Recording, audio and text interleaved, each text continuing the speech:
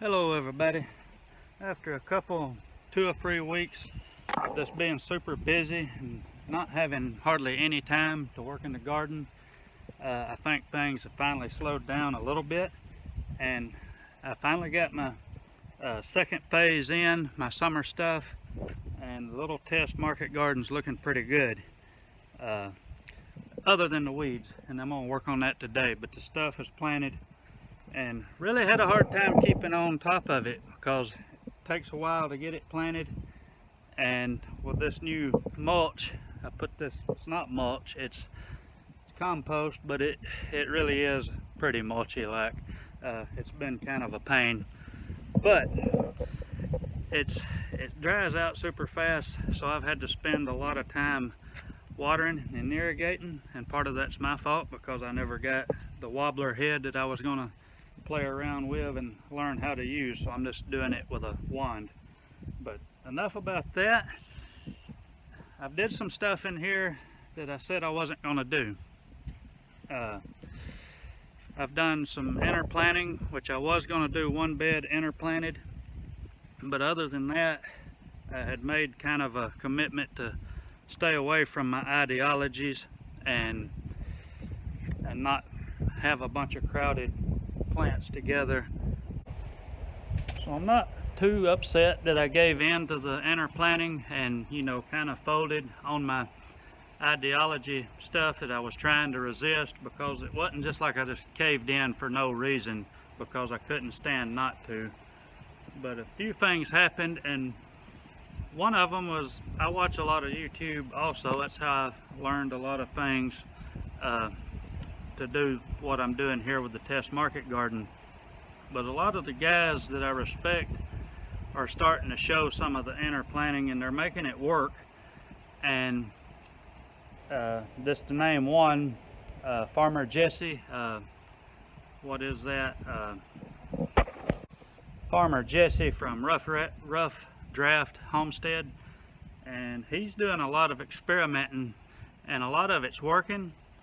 And I respect him, and I respect what he's doing on his farm. So, you know, I felt like, well, if he can do it and make it work and it's not really problematic to him, I can experiment with it, especially in this phase, because this is not for profit. This is just a test run of the market garden.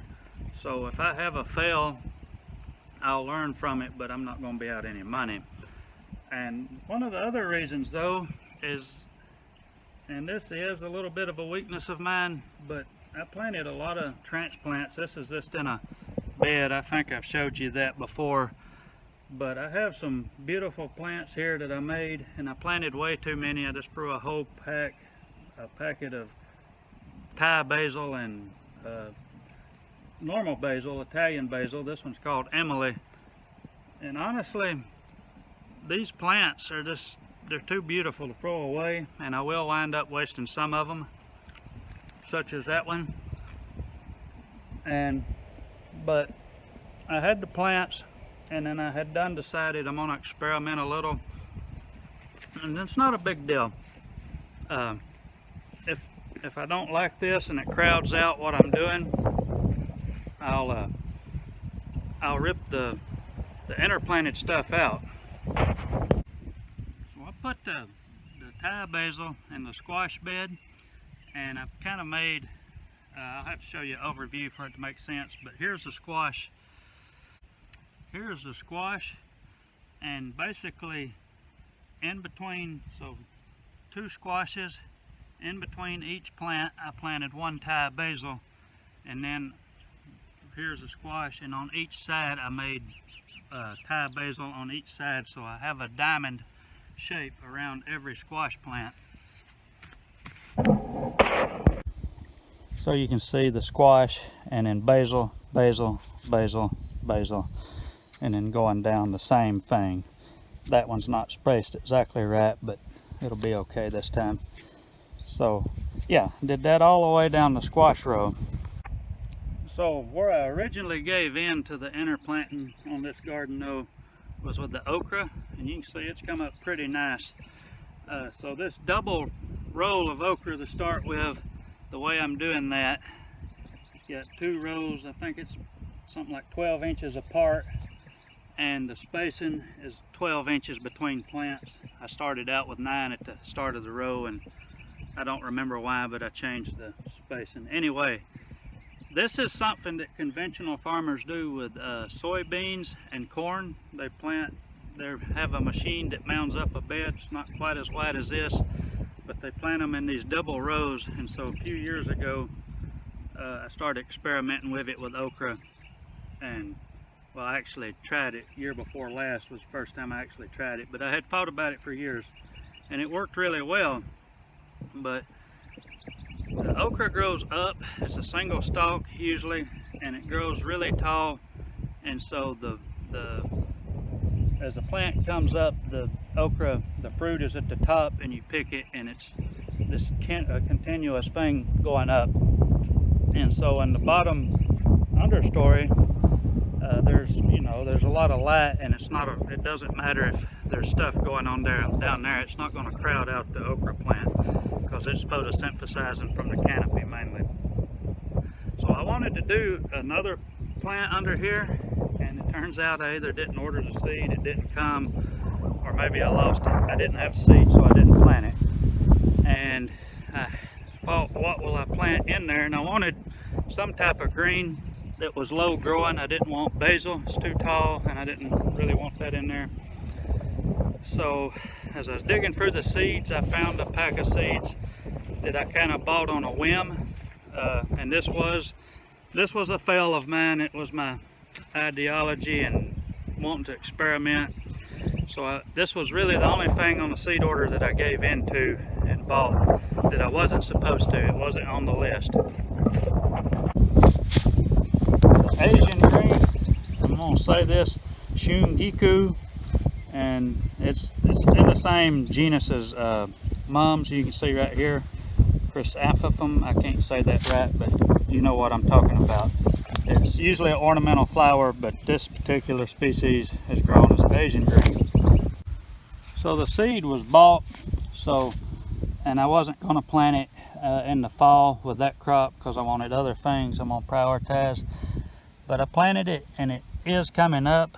I don't know if you can see the indents from the Jang cedar, but I planted 4 rows, and I actually planted them first and used that as the spacing for the okra plants. So yeah, starting to germinate. I have my doubts that it'll do well in the warm weather. And I interplanted the same thing on the peppers here. Did it a little differently. I put 2 rows to the outside on each side, and it's starting to germinate a little bit. All in all, I'm not afraid of this holding me back or causing me problems, even if I do it in the future when, you know, I'm trying to make money. As long as I remember what I'm trying to do and what the main crop is, and so that being priority and the interplanted crop being secondary. So like right here, I have the squash and the cucumber and the basils.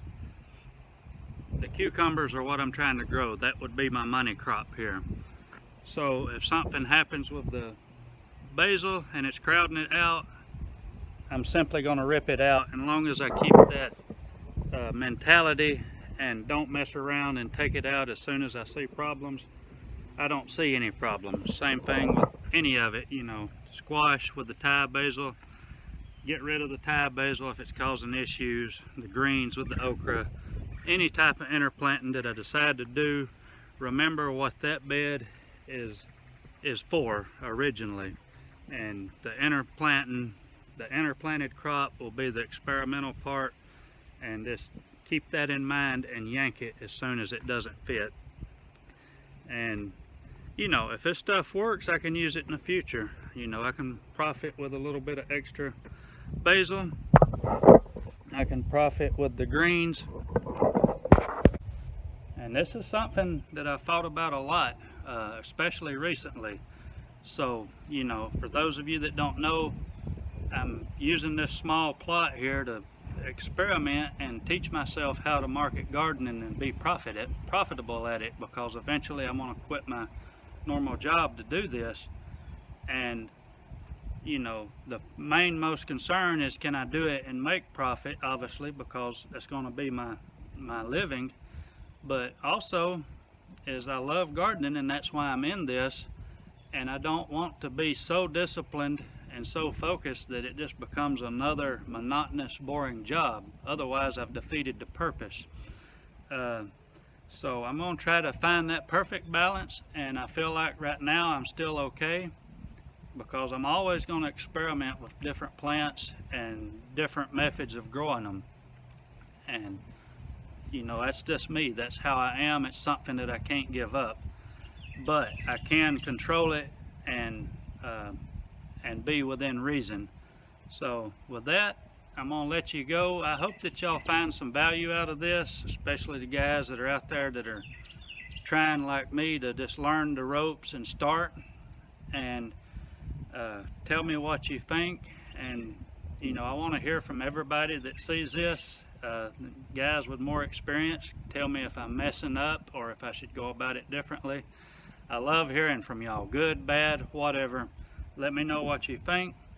If you like this, please give me a thumbs up, subscribe if you haven't already, and I'm gonna get off here, and at the end I'm gonna show you a few clips of my other stuff. It's not in the market gardens, just my fun stuff. So y'all be good. Bye. Got the nursery bed with the Italian basil, little baby peppers coming in. They'll be late, but they'll work. Same thing with the tomatoes, some late tomatoes. Thai basil. I got to get a lot of this stuff out. I got to get it thinned out so the ones I'm going to transplant grow. Onions, green onions. I've already harvested some of these. Really good. There's some of the basil transplants I've made. Just trying to save them. Probably just give them away. Smart pots, if y'all never seen those. Fish pepper, habanero, and a cherry tomato, Matt's Wild Cherry. I gotta prune it up. I'm gonna get rid of some of these suckers.